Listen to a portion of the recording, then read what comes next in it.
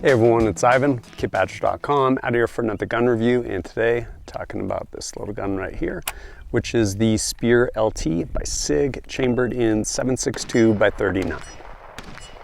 Broad strokes, what is this gun? It is the latest iteration in their MCX line, borrowing from that as well as Spear program, and yeah, compact little piston gun. So instead of a direct impingement, it's working off of a piston. And with that, some cool things right up here. You have a 2-position gas, just more gas, less gas, whatever, depending, suppressed, unsuppressed, or how dirty it is, depending on the shooting you're doing.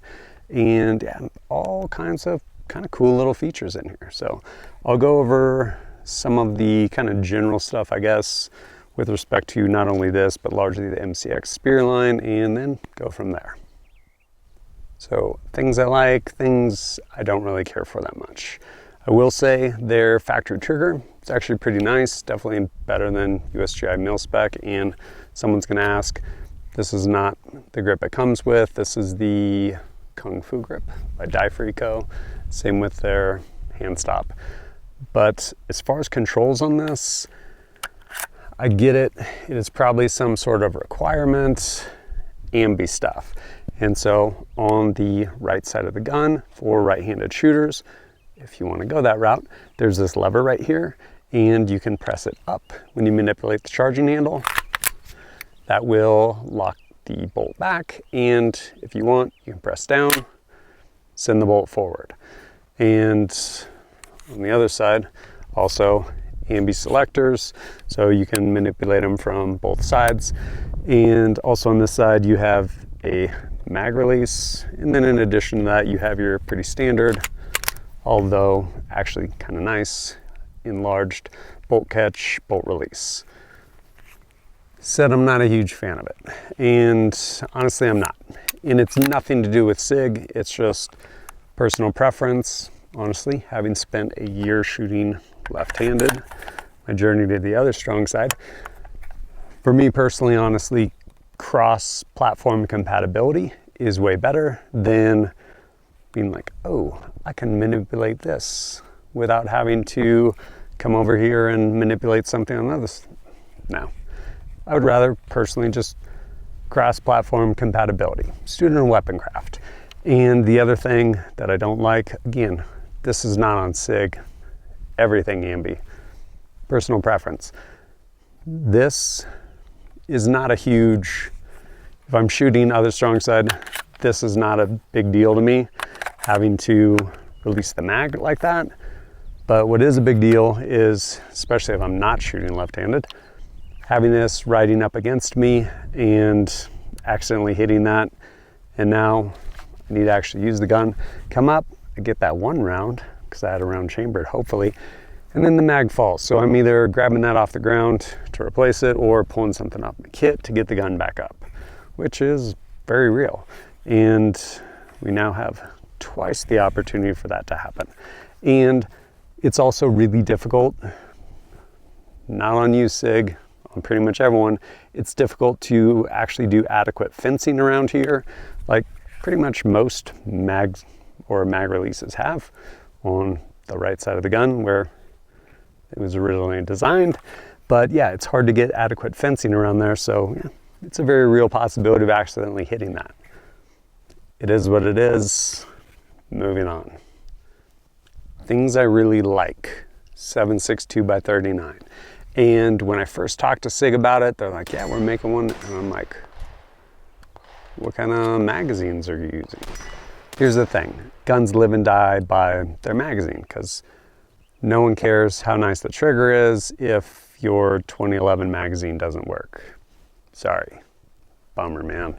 So with that, honestly, magazines have kind of just historically been a problem of getting that cartridge, 7.62 by 39, into this mag well, like this platform, basically. And so it's a 28 round magazine. Why 28? My guess is that is what they found to just consistently work the best. And granted, there's a compromise there, like, why isn't it a 37 round mag? Well, size, all of these other things, and key one being reliability. reliability, I can probably talk. But I do appreciate that they went out of their way to make sure they had good, reliable mags to work with this. Having said that, have I ran into any issues shooting this gun with, keep in mind, largely just Russian steel case 7.62 by 39, whatever you get out of like a Spam can. I have. And one, they either happened with other magazines, I want to say some shorter ammunition storage component ones, which were mag related.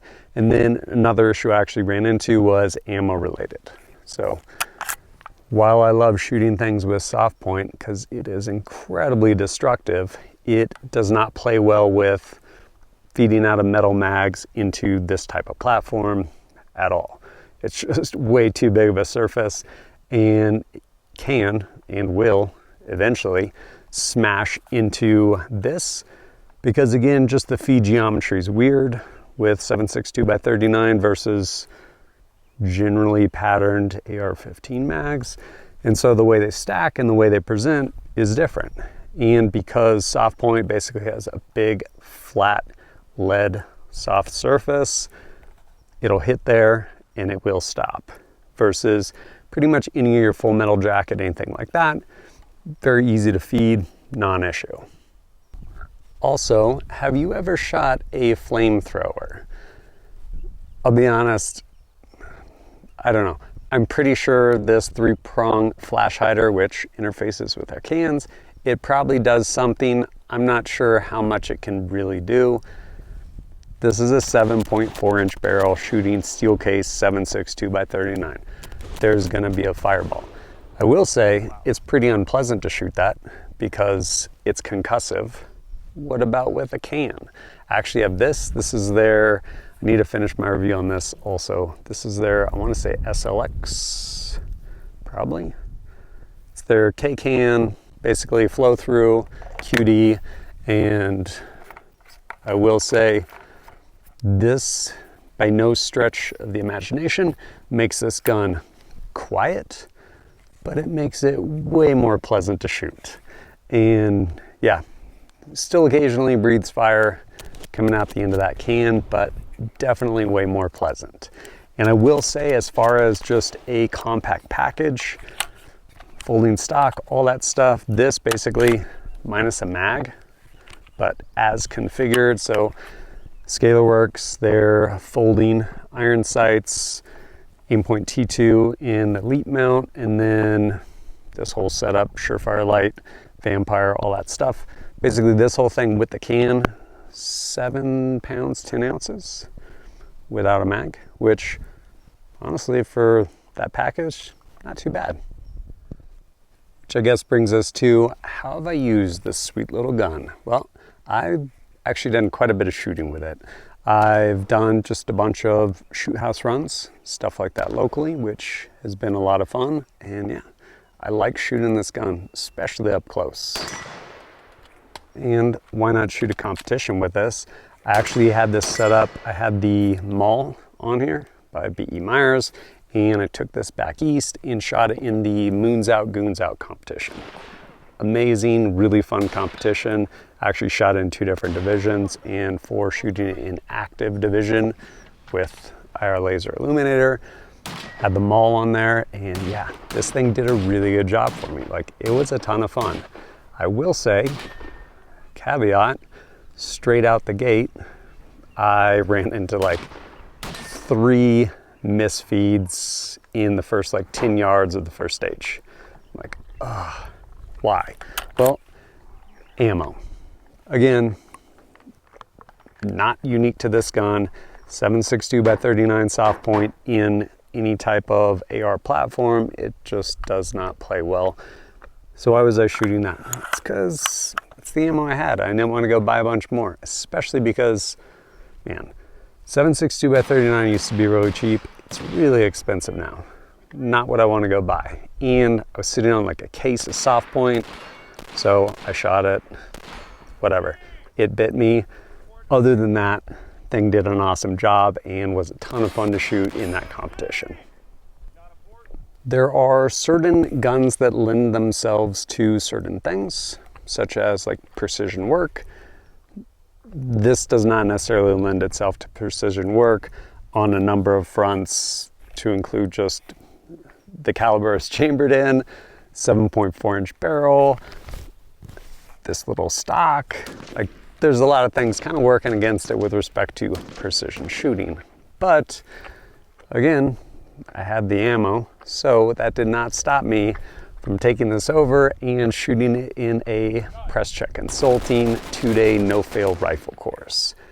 Man, this was not the easiest gun to shoot in that course because of largely just a really high accuracy standard, to include when we ended up stretching it out, shooting 4 groups at like 100 yards and at 200 yards. Wheels totally fell off, honestly, at 200 yards with the ammo I was shooting and me behind the gun, frankly. But once we got up closer, definitely, yeah, this thing was able to hold its own. And shooting those low probability shots up at those closer distances, things 25 and in, this was doing a great job. And it, yeah, just does not necessarily, between the caliber, barrel length, everything else, in my experience, lend itself to precision work past like 50 yards or something like that. But sample size of 1. I will say, in that little course, the final event, the culmination, was just like VTAC barrier scrambler type thing. It was madness. I ended up actually winning with this little gun, and yeah, outshot everyone else there. It was craziness though. It was like, I don't know, probably 150, 200 round drill, which is why there's not a lot of paint left on this can. It got screaming hot. And speaking to accuracy, everyone wants to know about every gun ever made. Is this thing a laser beam? One, how capable are you as a shooter? I don't know. But I ended up taking this thing out to do my absolute best I could, shooting 5-shot groups with a bunch of different ammo, largely steel case 7.62x39, and put a different optic on here so I could actually see the target better, refine my point of aim, and yeah, did my best. And here's what I got.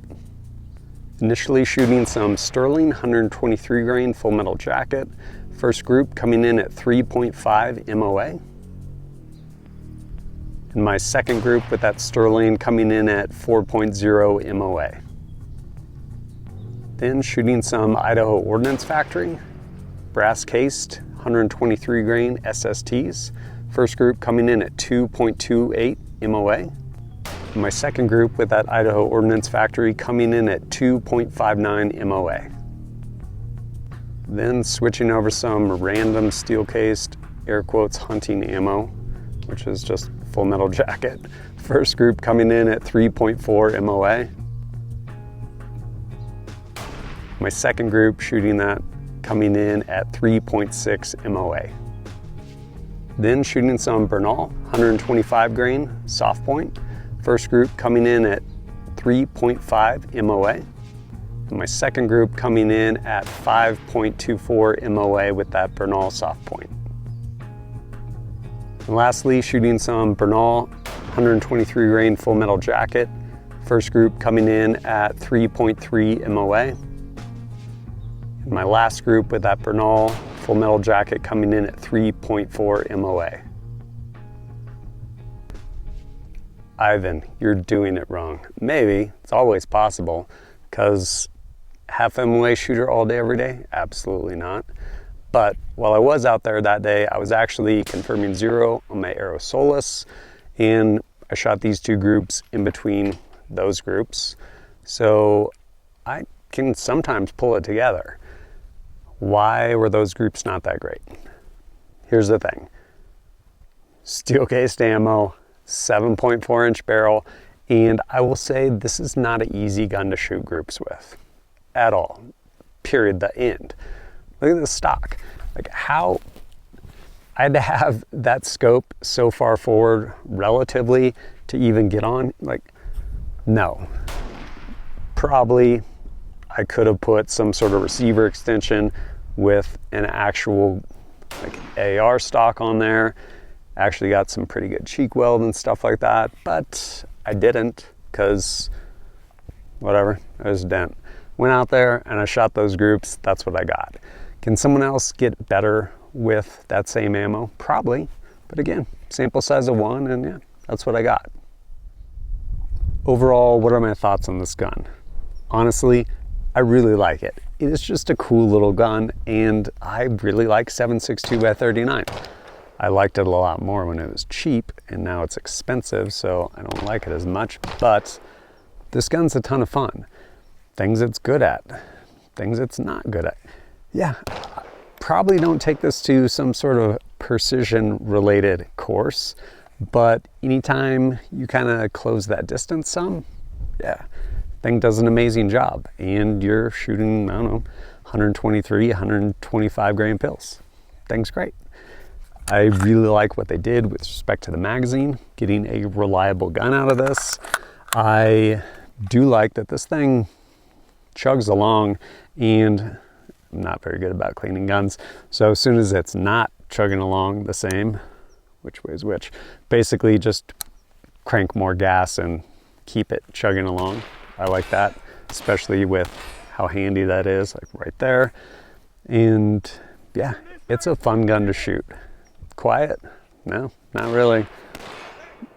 Definitely way more pleasant with this can. Not quiet with this can. Granted, it's like a K can, but yeah, I've had a lot of fun with this gun.